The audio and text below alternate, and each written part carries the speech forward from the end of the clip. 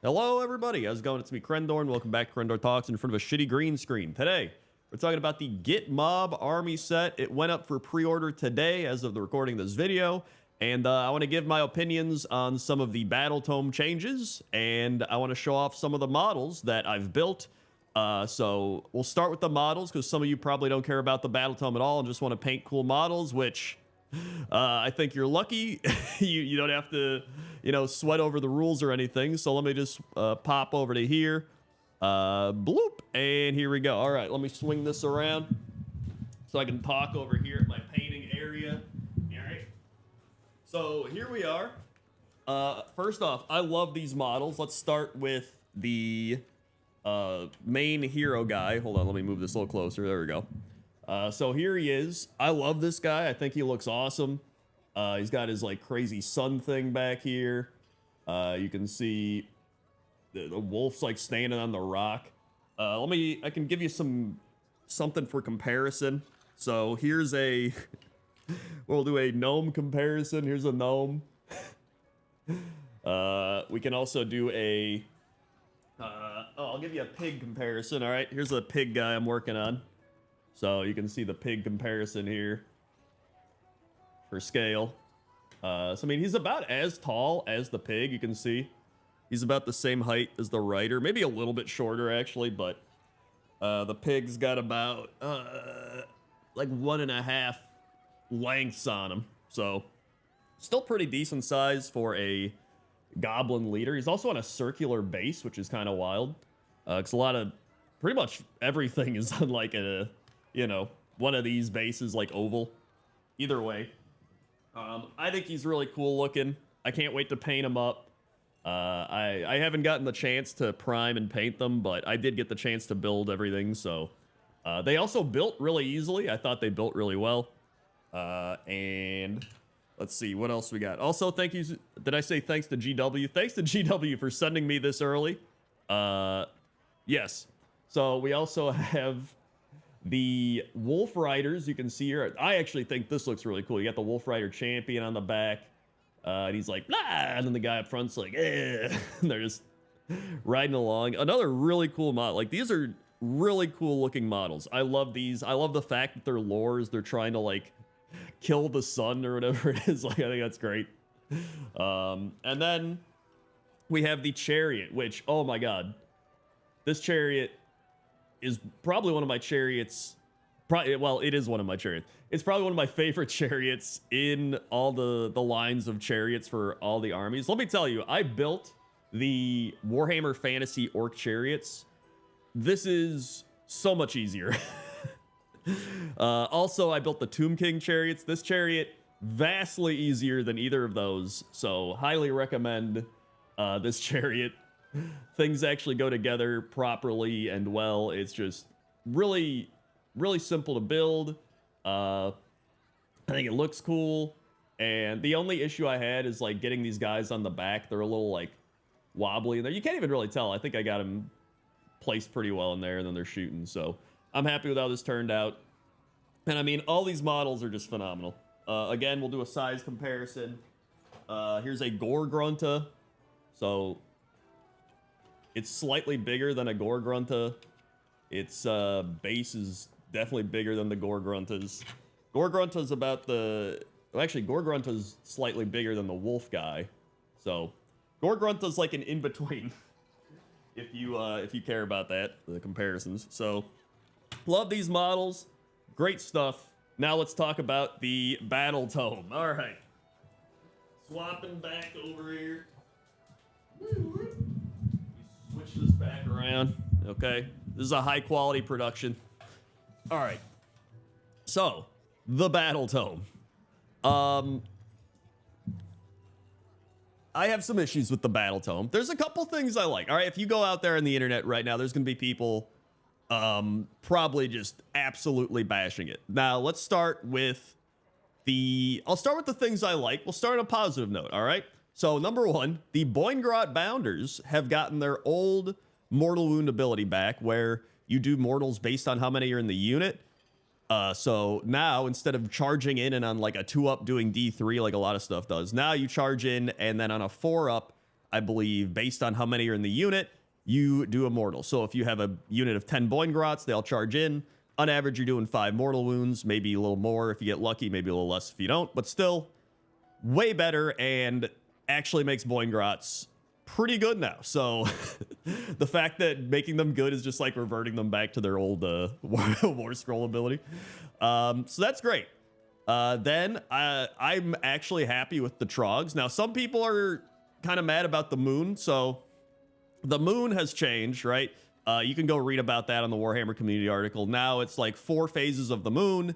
It's either grinning or smirking or smiling or something, but it pretty much every phase affects one part of your army. So if you're in this if you're in one phase, it's like affecting squigs and trolls. Then the next phase, it's affecting trolls and Moon Clan, and then the next phase, it's affecting Moon Clan and whatever, right? So every phase is affecting 2 parts of the army, and you have abilities now to spin the clock, kind of like the Nurgle clock used to be, and then you can, you know, try to get the moon back to where you need it to be. I believe the squig one's pretty nice. The squig one is like you just get bonus movement. I can't remember exactly what it was, but it used to just be like you get like random. Well, actually, no, it's just, whatever. Okay, it's a lot of these are just pretty much the same, except for trolls, which I think got the worst part, which is they went from +1 save to -1 rend. Now, I will say that is a nerf, but that shit was annoying. The amount of times you had to play against trolls with +1 to save, who are already just healing at the end of every turn and potentially at the end of every combat, was so annoying that I really don't mind it getting nerfed as somebody who played it and played against it. All right. Plus, like, -1 rend is still pretty good, you know, combats, because now you can just, the big issue is your trolls are going to get shot, right? But if you're shooting trolls, I feel like that's not the greatest thing to do anyway, because they're just going to heal. So I don't know. I'm fine with that as somebody who's kind of like a, you know, I play against trolls and play as trolls. Like, whatever. Trolls are still good. All right. They're probably the best unit in this army. You can still play full trolls and have a great time. Okay. Now, some of my favorite changes to trolls is they pretty much all stayed the same. Trug the Trog, he got +1 rend to his weapon, which is great. They also gave the Dankhold Trog boss a ability on a 4-up. He gives +1 attacks to like all the trolls older than 12, which is great. It used to be on a 3-up in combat, which I'd actually prefer the 4-up not in combat, because you don't have to be in combat. So you can kind of hold him back and try to buff everyone up around him, and you know, it's slightly less likely to go off, but I actually think I prefer him just not being in combat and still being able to give that buff as like a leader. I also think it's a little more thematic, which I guess you could also argue that he's in combat and he's like rallying cry, whatever. I actually like it, right? It's kind of, you know, opinionated. It depends. It's subjective or objective, whatever. I don't care. Then there's the Trogoth, the Dankhold Trogoth, who got his ability updated to be insane. So he can now move 6 inches into combat as his combat ability, like Monstrous Rampage thing, which you can use if you're not in combat. Like, you can use your Monstrous Rampage whenever. It doesn't matter. So the fact that he can... I actually don't know. I think it would work with redeploy. So you could redeploy and then use this ability to get into combat. So he could potentially go 12 inches and just end up in combat with somebody. And potentially go like 15 inches, because you can redeploy, use this ability, and then pile in. So that's like a 15-inch threat range, which is genuinely insane. Like, I think people are underestimating how good this ability is. Even if you can't redeploy, all right, that's still like a potential 9-inch threat range, right? Like, you could just be like, whoop, whoop, and then you're fighting like one of their heroes they don't want to be in combat, or maybe they're trying to do a battle tactic, and now all of a sudden, boop, you've just ruined their battle tactic by just getting into combat or threatening them. Like, I think it's a fantastic ability. So that's really great. I love that. And that might be it. Man, there's The other stuff, it's just it feels again like we're still in that early phase of the tomes where not much changes. And I know a lot of people are saying, you know, these tomes were written a while ago, but there's just some things that feel like they could have been a bit better. So specifically, there's the squigs, right? The Mangler squigs still only have one rend on their massive jaws or whatever, and then no rend on their other attacks. I feel like they should have at least 2 rend on those jaws. There's some giant jaws, dude. Like, you're telling me they can't have 2 rend, even though the, like, one dude's little pet has 2 rend on his jaws? Like, I feel like that should be 2 rend. I don't know. Maybe I'm crazy. All right. Then we have the wolves, which, I mean, you can go look up any of these, like, they're Honest Wargamer, AOS Coach, like, they all got all the stats and stuff. You can look it up. I'm just here to ramble about my opinions. All right. I'm not here for your factual evidence. The wolves in this army have no rend. Okay. Nothing in this army has rend, which I think is genuinely insane. And I get that they're trying to do like this run and gun, charge in, retreat type of play style, but a wolf, I feel like a wolf should have 1 rend. I feel like that's not insane. I feel like that's especially when most of them are like 3x3s, 4x3s, right? I feel like even if the little goblin guy on top has no rend, right? He's just like some shitty goblin being like, nah. Like, I don't care if he has rend. But the fact that the wolves don't have rend, like, just feels kind of mind-blowing to me. Because, like, look at, like, squigs have rend, even if they have rend 1. I mean, there's, like, so many other things in Warhammer that have 1 rend. But you're telling me that a wolf bite has no rend? Like, I'm not even talking about this from a gameplay perspective. I'm talking about it just from, like, a thematic perspective. Because I remember back when the edition came out, they said, we're going to look at every unit, and we're going to base things on how we feel they should be. Okay? And to me, I was like, yo, that's awesome. We're going to get, you know, they're going to look at this unit and be like, I feel like it should be like this. I feel like, you know, this would be like, and right, and like really analyze every unit. But then stuff like this happens, and I'm like, are we still doing that? Like, the wolf bites, these big wolves, like, these are bigger wolves than some of the other wolves, like the little rider packs that like move around. Like, these are big wolves, and you can't give them 1 rend. Like, what are we doing in the Stormcast? Like, you go into Stormcast, they're gonna all out attack, and they're gonna be saving on 2s, and what, you're gonna hit with like 4 of your goblin 4s x3s attacks, and be like, all right, you got 4 no rend, and then they save all of them. Oh, cool, I'm dead. Like, I don't know. I guess you're gonna mortal wound them by like riding over them. It's still just like, I don't know.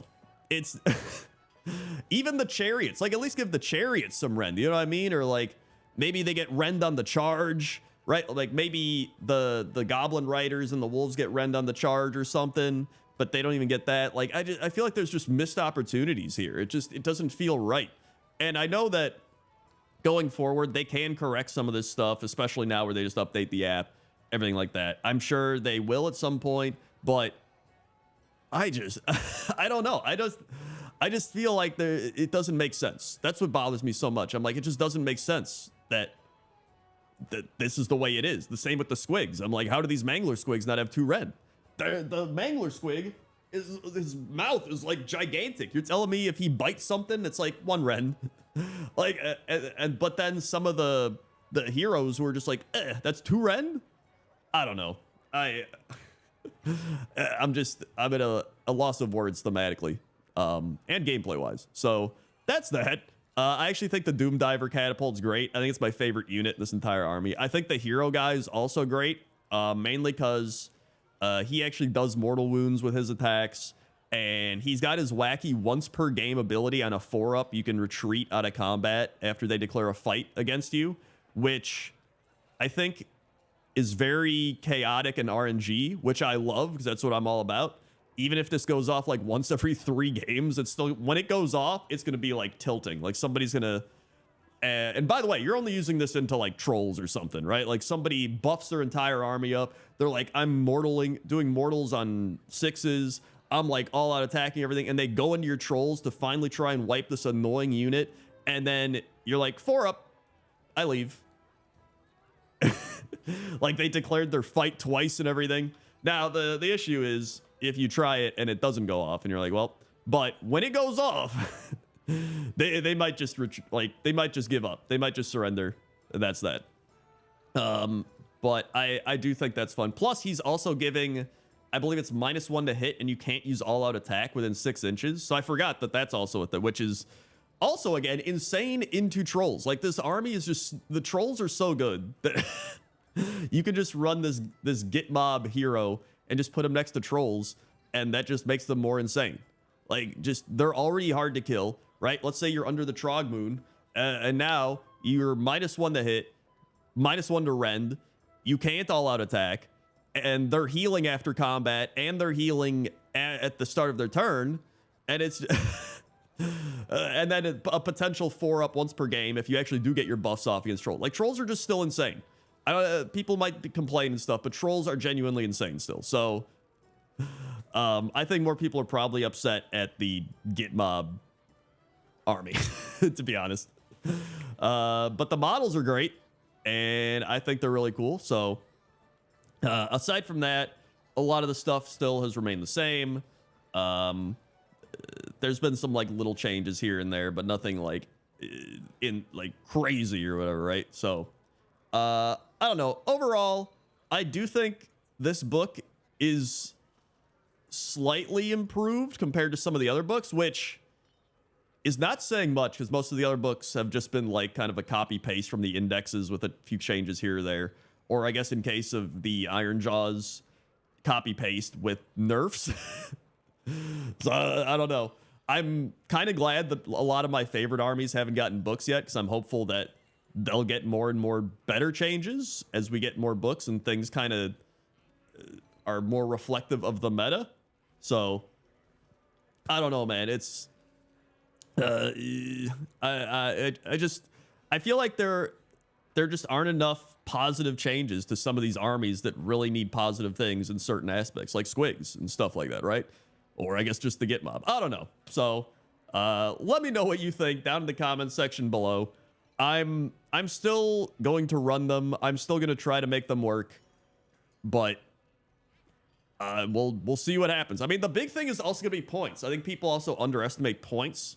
Points can make or break numerous things. I mean, if these wolves end up being like 90 points, people will be like, oh, they're amazing, right? You just like spam wolves.